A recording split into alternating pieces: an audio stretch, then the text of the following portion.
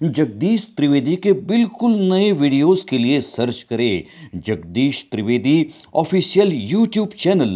Search करें, like करें, forward करें और हाँ, सब्सक्राइब करना ना भूलें जगदीश त्रिवेदी ऑफिशियल चैनल।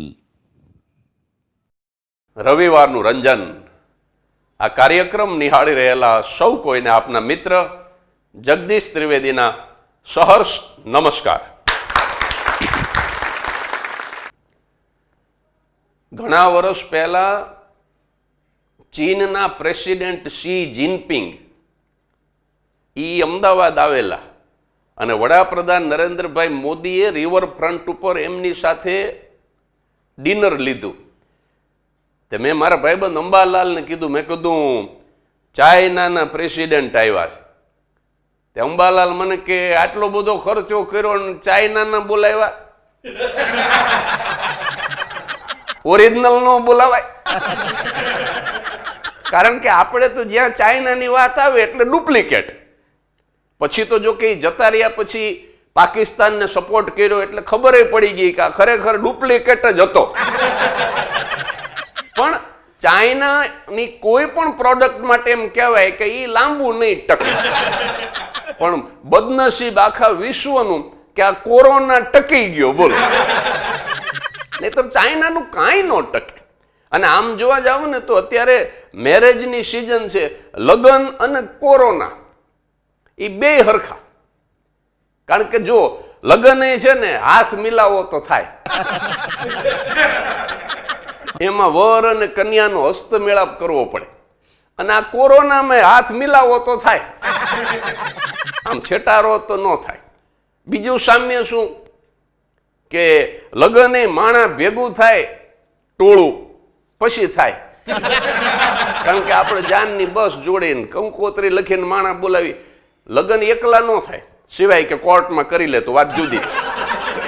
એટલે લગ્ન છે એ ટોળું ભેગું થાય પછી થાય, અને કોરોના પણ ટોળું ભેગું થાય પછી થાય। અમારે સોસાયટીમાં આ કોરોના વખતે માણાએ ભેગું ન થવું એવું નક્કી કરવામાં 150 ભેગા થઈ ગયા, બોલો। મેં કીધું પણ આ નક્કી કરવાનું છે કે ભેગું ન થવું એમાં 150, પણ એ થાય જ। આપણે ત્યાં માણસનો સ્વભાવ છે। ચૂંટણીમાં નેતાઓ મત મેળવવા માટે કેટલી મોટી ભીડ કરે છે, ત્યારે એમને વિચાર નથી આવતો કે આ પ્રજાને કોરોના થશે। અને એવું જ પાછું સામ્ય લગ્ન અને કોરોના વચ્ચે શું, બેયમાં જાન જાય। લગ્નમાં વરરાજાની જાનની બસ જાય એટલે એમ જાન જાય, અને કોરોનામાં જીવ જાય એટલે જાન જાય। ચોથું સામ્ય એ છે કે લગ્નમાં શહેરો પહેરવો પડે, વરરાજા શહેરો પહેરે અને આમાં માસ્ક પહેરે। હમણાં અંબાલાલને આખા બુસ્કોટ ઉપર લોહીના ડાઘ, હું તો ગભરાઈ ગયો। મેં કીધું અંબાલાલ શું વાગ્યું? મને કે કાંઈ વાગ્યું નથી ભાઈ, આ માસ્ક પહેર્યું હતું ભૂલી ગયો ને પાન ખાઈને થૂંકાઈ ગયું। એટલે આપણને એમ થાય કે લોહી કાઢી નાખ્યું। અને છેલ્લું સામ્ય એ છે કે કોરોનામાં છે ને એ નાકમાંથી પાણી નીકળે અને લગ્નમાં પછી આંખમાંથી આખી જિંદગી રોઈ રોઈ કોને સંભળાવું અને આવા દખ કોની આગળ ગાવું, એવું પછી આખી જિંદગી લગ્નમાં હોતા। હમણાં એક પતિ નાવા ગયો, તે એની ઘરવાળી છે ને, તમે જોજો બહેનો છે ને એ ખાનગીમાં પતિનો મોબાઈલ બહુ ચેક કરે। ઓલો નાવા ગયો હતો ને તેની ઘરવાળીએ કોન્ટેક્ટ લિસ્ટ જોવા માંડી, પાસવર્ડ એને કંઈક આવડતો હોય છે, એમાં એક નંબર છે ને એ કોરોના લખીને સેવ કરેલો, કોરોના।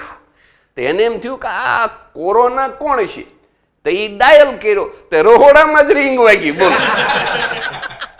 એની ઘરવાળીનો નંબર જ તે કોરોના લખીને સેવ કરેલો, પણ એના હસબન્ડને ખબર પડી, હસબન્ડ 14 દીથી બાથરૂમની અંદર સેલ્ફ ક્વોરન્ટાઇન છે। કારણ કે હવે બહાર નીકળે તો છૂટું વેલણ આવે ને। એટલે આ કોરોનાએ તો સાહેબ મને તમને ઘણું શીખડાયું। હવે તો છાપાની અંદર એવી જાહેરાત આવે છે, કન્યા જોઈએ છે વેક્સિન લીધેલી. મારા ભાઈબંધને મેં કીધું હમણાં આવી જાહેરાત આપતો નહીં. મને કે કેમ? મેં કીધું અત્યારે તો 60 વર્ષ ઉપરનાને જ આપે છે. અત્યારે વેક્સિન લીધેલી ગોતવા જાવ તો પછી બધી ડોશીઓ જ જડશે. પંકજ ઉદાસની મેં કીધું ઓલી જાણીતી ગઝલ જે છે ને એ જરાક જુદી રીતે ગાવી પડશે. ચાંદી જૈસા રંગ હે તેરા, સોને જૈસે બાલ. પણ અત્યારે કીધું વેક્સિન વાળી કન્યા ગોતશો તો સોને જૈસા રંગ હે તેરા ને ચાંદી જૈસે બાલ.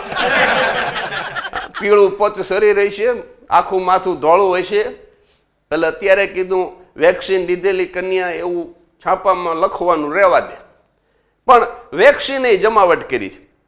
અમારે એક કાકા વેક્સિન લઈને ઘરે ગયા ને તરત જ ડોક્ટરને ફોન કર્યો. બોલો, ઈ કે આ વેક્સિન લીધા પછી ગમે એ થયું પણ આ બધું હાવ ધૂંધળું દેખાય. તો ડોક્ટરને ટેન્શન થઈ ગયું.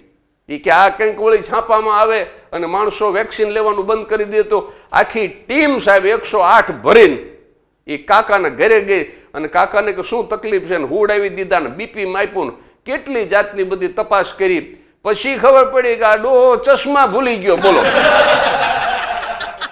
આ વેક્સિન લેવા ગયો અહીંયા ચશ્મા ભૂલી ગયો. એમાં 14 ડોક્ટર ને 13 નર્સ ને ધંધે લગાડ્યા. બોલો.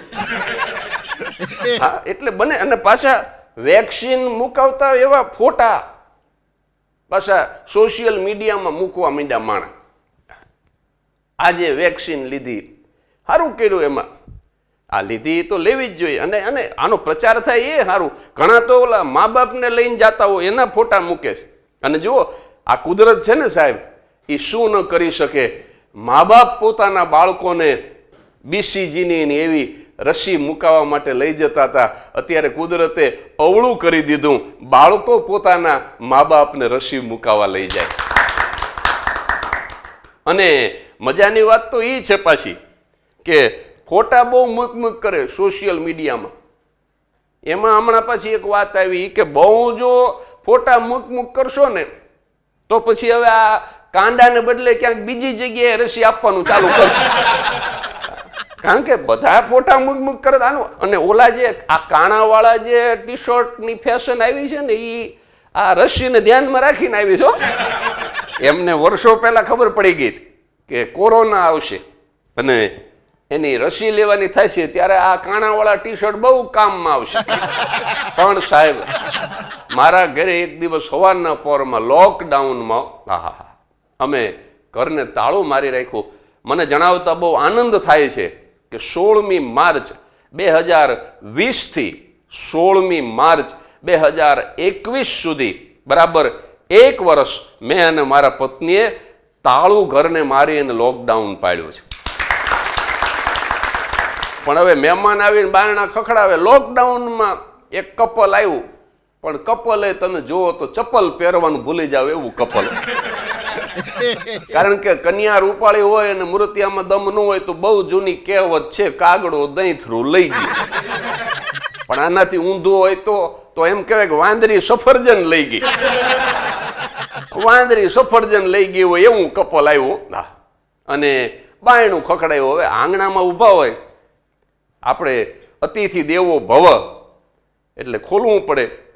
પણ મારું ને મારા પત્નીનું મોઢું પડી ગયું. મેં કીધું હવે જલ્દી જતા રહે તો સારું. આ અત્યારે ક્યાં આવ્યા? ત્યાં તો બેઠા ડ્રોઈંગ રૂમમાં આવીને પછી 5-10 મિનિટ બેસી એટલે સ્વાભાવિક છે મારા વાઈફ મોઢું બગાડીને પાણી લઈ આવ્યા. પાણી આપ્યું તો ઊભા ન થાય. પછી 15 મિનિટ બીજી ગઈ એટલે મેં પછી મારાથી રહેવાનું નહીં એટલે વિવેક કર્યો. મેં કીધું લીંબુ શરબત કે ચા કે એવું કંઈ લઈ. પાછા શરમ વગરના એવા ઈ કે ચા તૈયાર થાય ત્યાં સુધી લીંબુ શરબત આવવા દે. એટલે લીંબુ શરબત તો પીધું, ઉપર ચા પીધી તોય ઊભા ન થાય. અમારું ટીવી ચાલુ કરીને મીંડા જોવા. બોલો, 1 કલાક થઈ, જમવાનો સમય નજીક આવ્યો એટલે હવે નો છૂટકે પૂછવું પડે. મેં કીધું ભાઈ જો તમે જમીન જવાના હોય તો પછી રસોઈ બનાવી નાખે મારા વાઈફ. ત્યારે ઓલા ભાઈ બોલ્યા એ કે એકલા નો બનાવ્યો, મારા વાઈફ સાથે સહકાર આપે.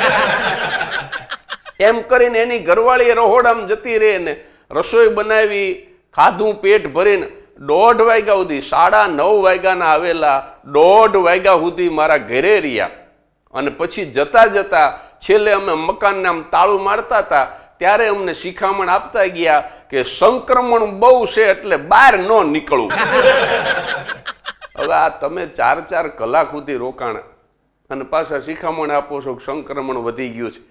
પણ સાહેબ બહુ સાચી વાત એ છે કે હવે કોરોના વિદાય થઈ રહ્યો છે, વેક્સિનેશન શરૂ થઈ ચૂક્યું છે અને ભારત એની અંદર સૌથી આગળ છે. એનો અત્યંત આનંદ છે અને આ વૈશ્વિક મહામારી ઝડપથી દૂર થાય અને ફરી પાછા આપણે હસતા રમતા થઈ જઈએ, આપણે આ નિરાશામાંથી આ દુઃખમાંથી જલ્દી બહાર આવી જઈએ એવી શુભકામના સાથે હસતા રહેજો.